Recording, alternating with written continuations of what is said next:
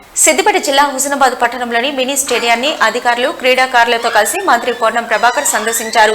ఈ సందర్భంగా బ్యాడ్మింటన్ క్రీడాకారులతో కలిసి కాసేపు షటిల్ ఆడారు.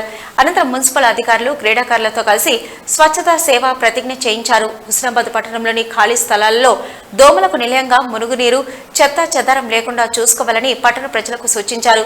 మినీ స్టేడియం అభివృద్ధిపై క్రీడాకారుల సలహాలు, సూచనలు తీసుకున్నారు.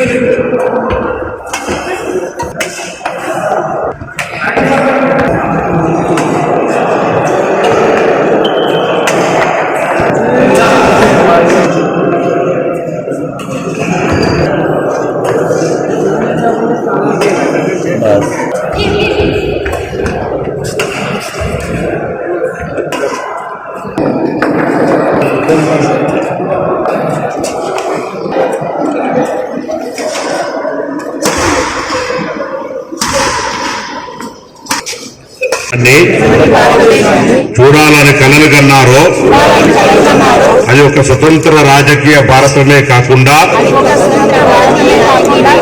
పరిశుభ్రమైన మరియు అభివృద్ధి చెందిన దేశం కావాలని ఆయన సంకల్పించారు. మహాత్మా గాంధీజీ భారత మాత రాష్ట్ర శృంఖలాలు తెంచి స్వాతంత్రం సముపార్జించారు.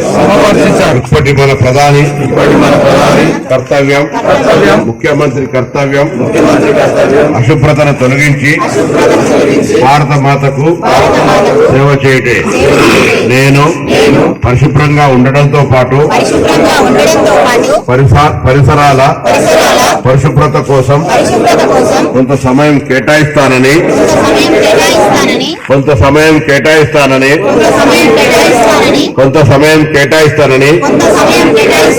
శపథం చేస్తున్నాను.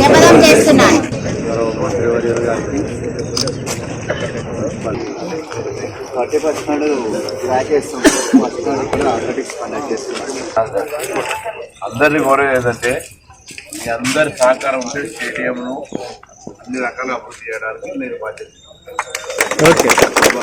క్రీడాగా ఇప్పుడు కూడా నిరంతరం ఏదో ఒక గేమ్ నడుస్తున్నారు.